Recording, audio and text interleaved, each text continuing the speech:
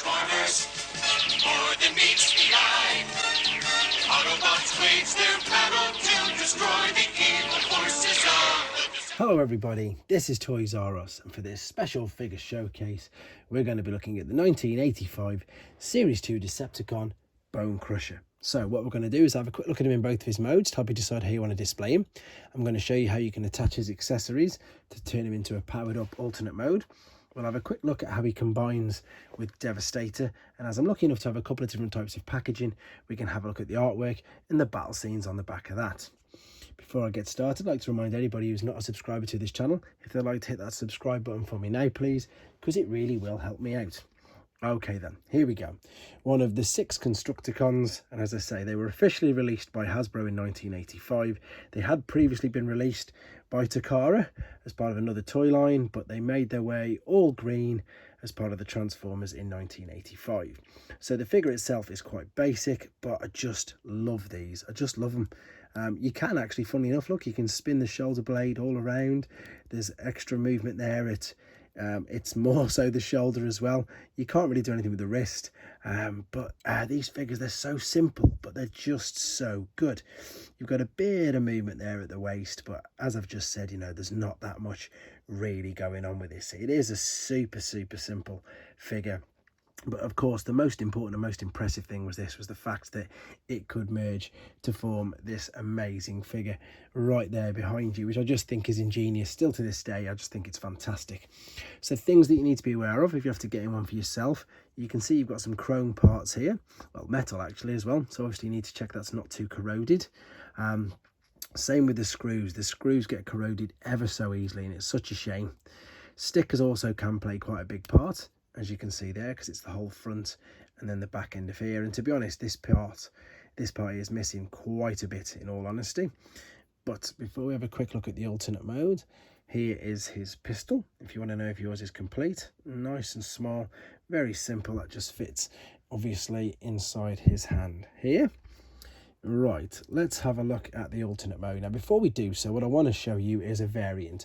So this is my Mexican variant, and hopefully you can see, yeah, you can make out that this one here, the plastic is much greener, it's much brighter, and I'll show you the gift set in a second. But if you're wondering why yours is a bit, well, I suppose, yeah, brighter green than the others, that's because you probably have a Mexican variant, or indeed a gig one as well.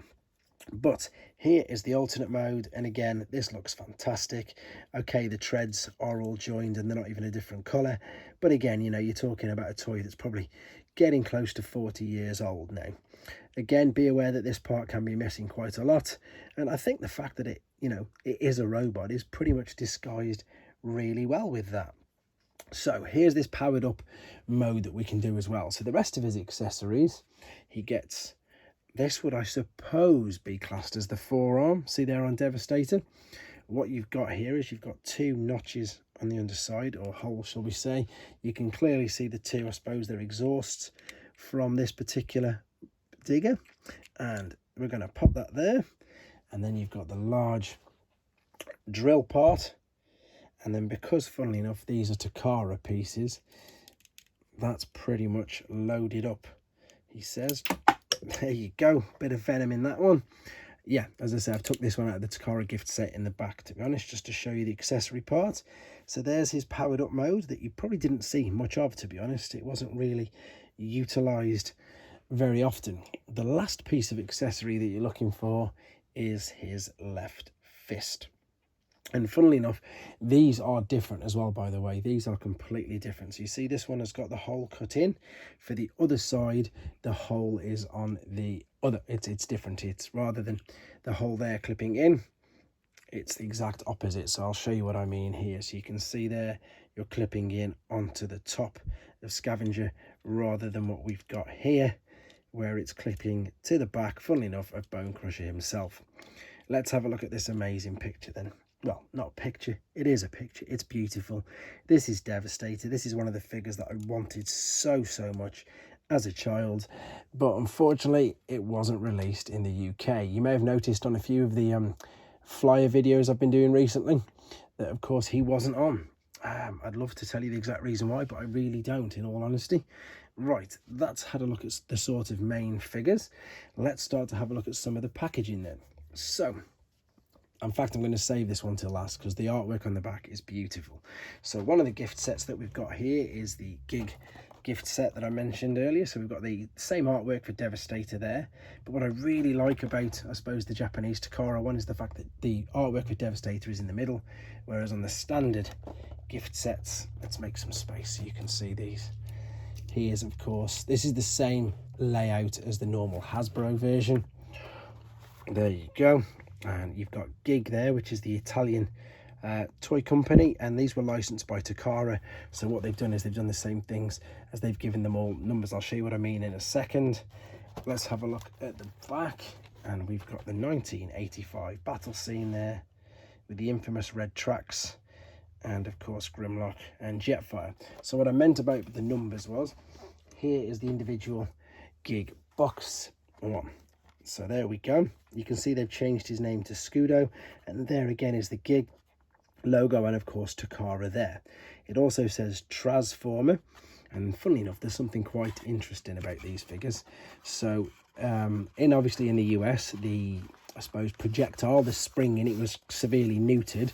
In Japan it wasn't neutered at all, whereas in Italy it wasn't even allowed. So what they have here is a stopper. That's literally, as you can see, it's huge. It's just a stopper, so it's basically to stop you firing the projectiles, and this is what they replaced them with in Italy. And also they came in these lovely little boxes, so I think you can store them and look after them much more than obviously the mint unsealed card. What we've got here as well though, and I like what they did here, is with the instructions, there's his name. You can see that they put all of the constructicons instructions on the one sheet to save obviously printing all individual ones. Nice little touch with that there. What we're going to do now then, we're going to have a quick look at this is a Canadian carded version of it, and the bubble unfortunately is starting to pull away, but you can also see they changed his name as well to Sadiko. You've got the dual language obviously with it being Canadian. There's the actual artwork for just Bonecrusher, and then if we spin it around again, unfortunately there's no real artwork, there's just the transformation process, the picture of Devastator, and there is of course his tech spec. We've got one more gift set to have a look at just before we look at my favourite one, so I'm going to keep that there. This one is the IGA, and this is the Mexican one I was just referring to. So these are the ones with the plastic, which is near enough neon, it's near enough fluorescent. So what we've got here is we've got the IGA logo there, IGA Plasticos, but we've got English language for the actual characters, but then the rest of the box of course is in Spanish. The same artwork for Devastator in the middle. Let's just spin it around and see what's on the back. Exactly the same artwork again, only this time you'll see we've got no robot points. We've got the IGA Plasticos logo again, and of course there is a brilliant battle scene. Now the main reason I'm saving the one in the background to last is because the battle scene on the back is phenomenal, and I can't wait to show it you. I just want to quickly show you this. This was the instructions from the Mexican one. So again, we've got the dual language, but what they've done is they've just gone in a little more detail. They've put all 6 together, but exactly as they would be if it was of course the individual boxes, which you get the normal instructions in, and of course there's the combining instructions as well. Lovely set of instructions there. Right, moving over then, final piece to see on Bonecrusher is of course the Takara box set. So this is where the reference numbers come from. So 37 is the entire gift set, so that's Devastator. We've already know that Bonecrusher's 36, and they've all got their own relevant numbers. We've got the pictures of them there in both modes, and then this is beautiful. I love this, and again that's why I've saved it till the end. So we've sort of got the same picture. You've got Grimlock there, but we've added obviously Devastator coming in. We've got more of the Dinobots. We've got Blitzwing. You can still see red tracks, but I just love that artwork. They use this on the back of the individual boxes as well, which I haven't unfortunately got one for him. They're pretty much exactly the same as this, but they're all in the Japanese language obviously, and then the artwork is again the same on the back. Beautiful. There we go. So I hope you enjoyed looking at him. I hope that you helped, well, I hope this video, yeah, you found it useful and informative to help you maybe identify your particular version, or if you were looking to see if yours was complete and accessories, etc. I'm just going to make sure he stands up. There we go. Keep your ideas and suggestions coming forward for any other characters and figures that you'd like to see, and I'd love to give them a showcase as well. There you go, guys. Thanks for watching. Take care. Thanks for watching. Like and comment, and don't forget to subscribe.